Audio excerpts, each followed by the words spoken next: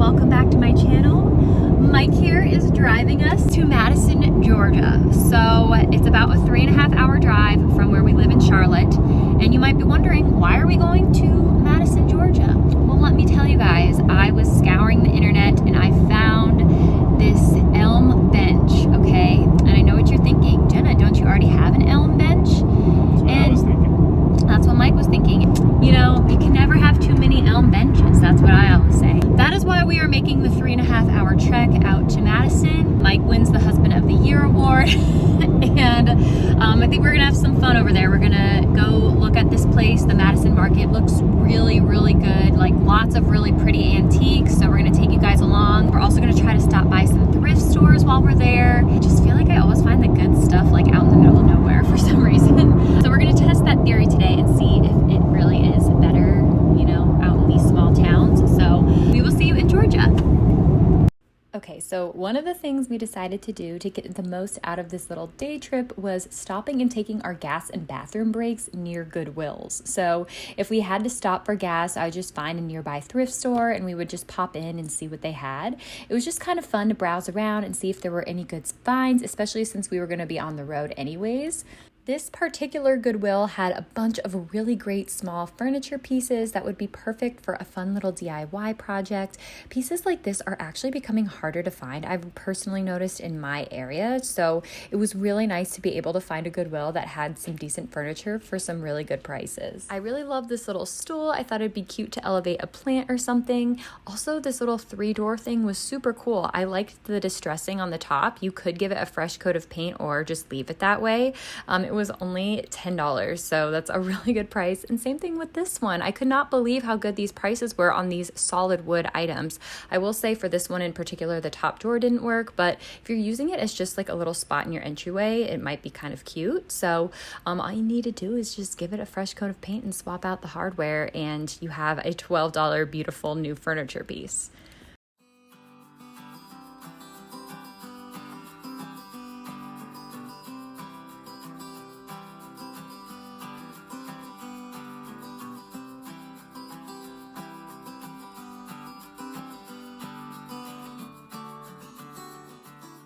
All right, so we were gonna eat lunch in Madison. There was a cute little restaurant there, but we kind of don't have time to spare really. So we figured we would go to Culver's.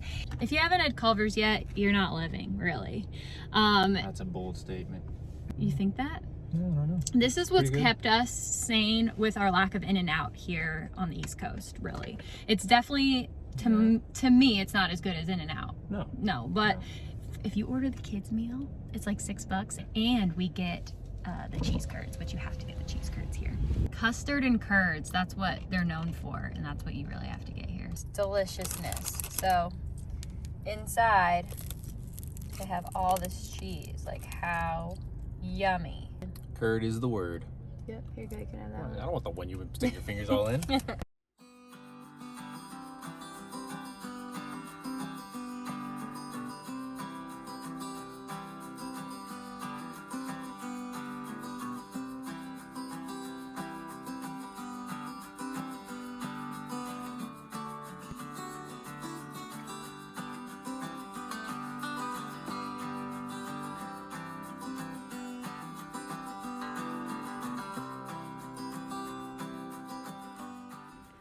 Okay, you guys, so from the moment I got here, I knew my theory about finding cheap, good antiques and vintage items out in the middle of nowhere was not going to apply.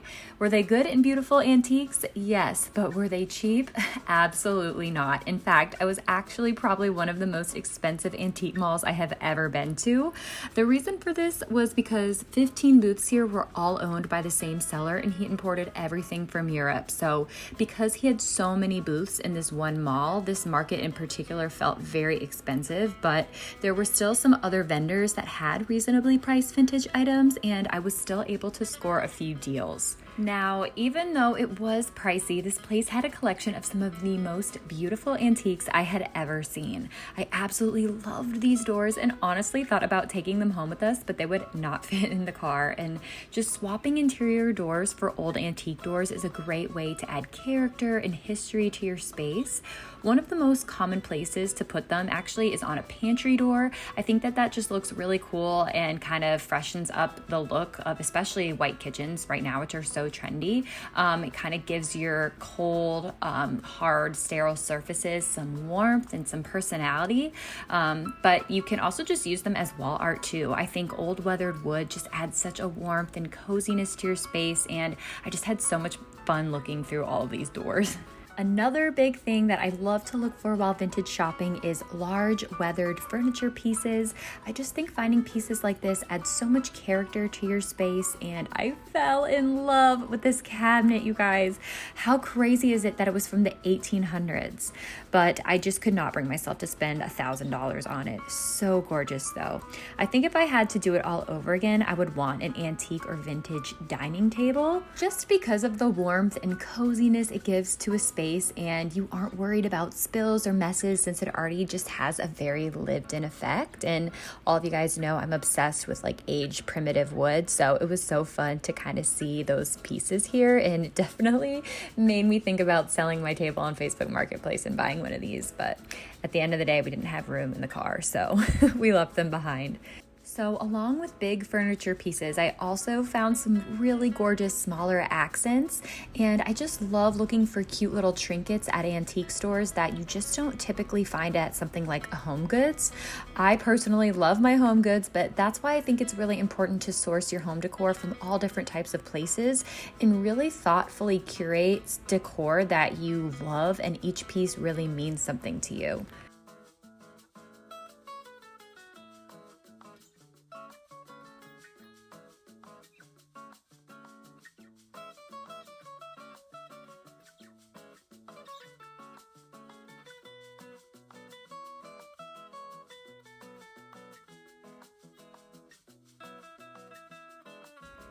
So a lot of these prices were on the higher side, but something to keep in mind when you go antique or vintage shopping is that you can usually ask what the seller's best price is, and 9 times out of 10, they'll always come down a bit on the price.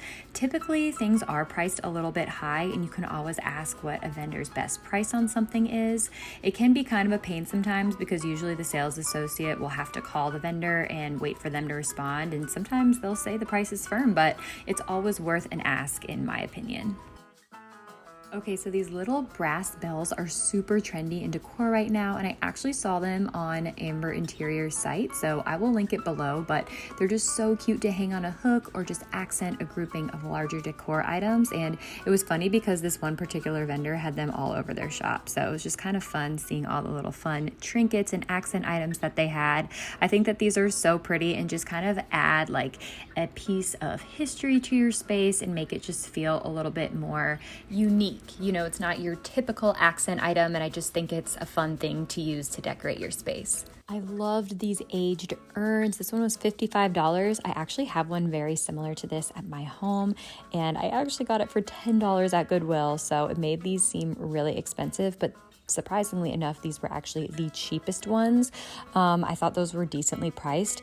The European guy that owns all the booths had his priced at like $200, which I just think is way too much. I think anything for a really pretty aged vessel, $100 and under, can be a decent deal. Like these guys were so pretty, but I'm sorry, $345 for them is just way too much. But it was still really fun to kind of just look around and see all of the different and pretty aged pots, because never have I ever seen so many beautiful aged pots in one place.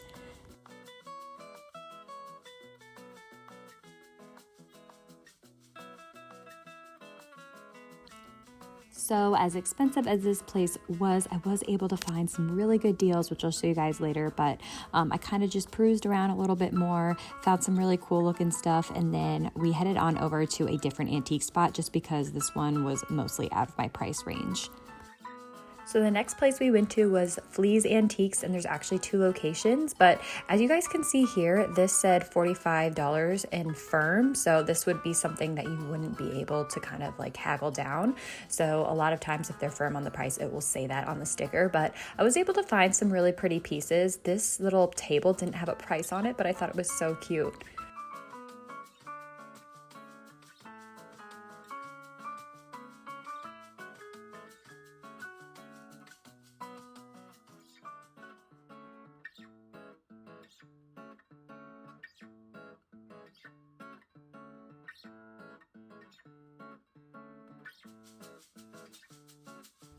Another fun thing about antiquing is just the random collections of things you run across. I joked with Mike that this area was a Steinmart.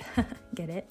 I also found these first editions of the Nancy Drew books, which I used to love to read when I was younger, so that was kind of a fun blast from the past. But I also found this super pretty aged brass candlestick holder, and I personally love when it has that aged look to it versus a brand new shiny brass. I know some people love to clean them and get them all new, but there's just something about that aged look that I really love. Okay, and lastly, I found some super cute cupboards. I seriously wish we had a spot to put these in our home, but I think they'd look really cute next to a dining table or against a wall near a little banquette or kitchen nook. And I know it's kind of hard to envision with all this ornate china on it, but it could look really adorable with some more modern decor styled on top.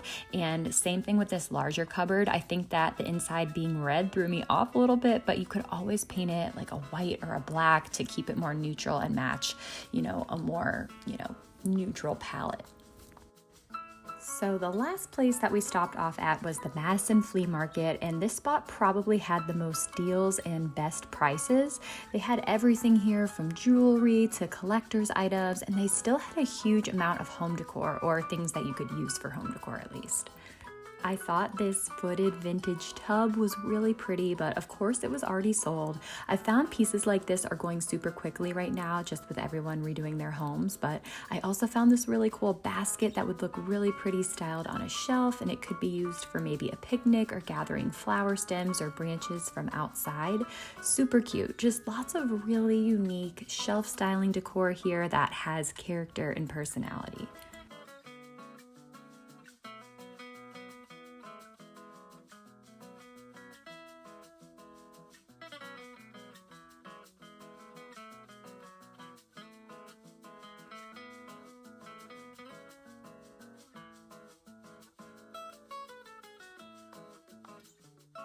Oh, you guys, this coffee table was one of my absolute favorite things that I saw on this entire trip. I loved the aged weathered wood and sat there and negotiated with Mike about letting us sell our current coffee table to get this. Ladies, I know you know how it goes, but at the last second, I kind of discovered there was something that looked very similar to mold in one of the drawers, and I just could not bring myself to get it after that. So after that little ordeal, we decided to call it a day and head back home. All right, so we're back home, and I didn't go too crazy because the bench was a little bit expensive, but I still got some really good stuff. So I'm excited to share it with you guys and show you kind of like where I put it in my home.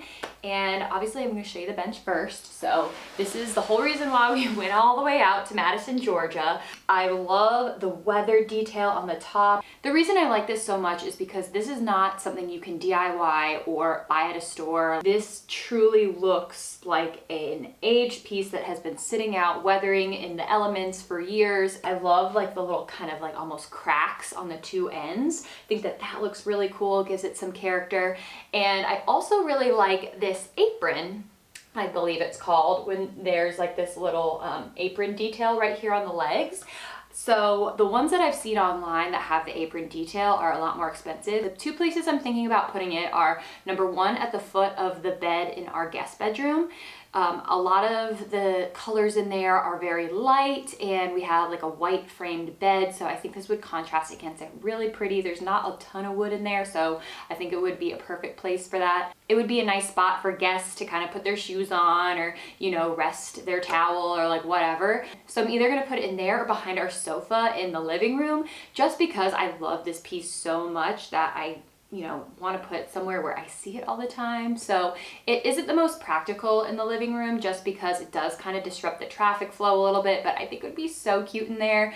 I also do have a lot of woods in the living room, so I feel like this might kind of compete a little bit, but it would just like add a little bit of something, and then I get to look at it all the time because we're always in the kitchen and the living room, the dining room. So I don't know, what do you guys think? Let me know in the comments where you like it better, and if you were me, where would you put it? So yeah, this is the bench. Definitely worth the trip. I think it's so beautiful, and I'm so grateful that I get to have this really fun piece in my home. So all right, so this next thing is actually kind of similar to the bench, and I have a stool buying problem.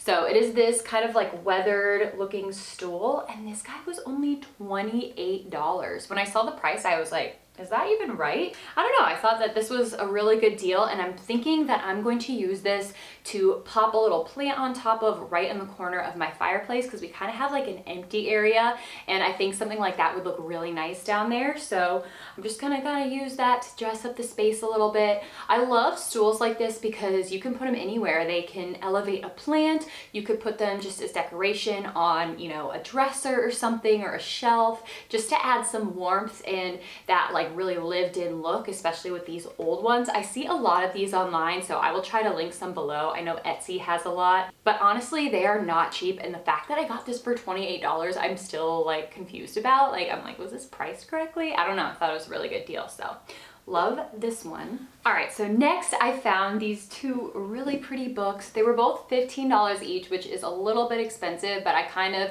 put it in perspective. I was like, okay, well, if I would have bought one of those faux storage books, it would have been like, I don't know, like 12 bucks or whatever. So it was like 15, I don't know. I just thought they were really pretty. This one is really cool. It has like this aged look on here. It is a fake book, so I'm not even sure if this is just meant to look old or not, but I just thought it looked really pretty. It has almost like a grayish green kind of tint to it, which I like. I love neutral bindings on books. That's always what I look for. If you guys watch my channel, you know I just love decorating with neutral books. So I have a lot of books that I love to read that obviously I'm not going to just buy it because it has a cute cover, so I keep those like in a drawer or like covered up. But then I love to just actually decorate with stuff that's neutral. So then I got this one, and this one honestly looks like somebody DIY'd it, which I think is really cool because I want to learn how to do it. But here, like if you look inside, it's like a real book, but then the cover is just kind of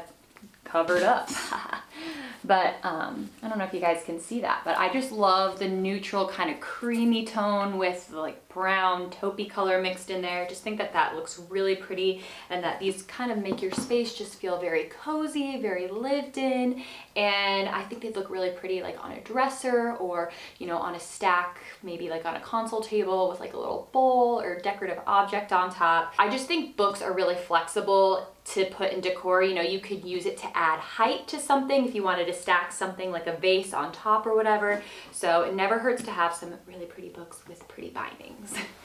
All right, so this next item, I honestly don't even know what it is, but I just thought it looked so cool. It's kind of like a broom, kind of like a palm frond type little thing. It said on this sticker, it said each one of these are uniquely made, and that was all it said. I was like, that's very cryptic. I don't know. I asked the antique mall lady what she thought it was, and she's like, I honestly have no idea, but I just picture someone sweeping the streets of Italy with this. And I'm like, yeah, I mean, it could be an old broom, but it also seems to be just kind of like made from palm fronds, like, which, I mean, that's probably what old brooms were made with, but I don't know. It's not like super dirty or anything. So I just thought it was really pretty. I love the little aged look of this handle, or, you know, little claspy thing up here.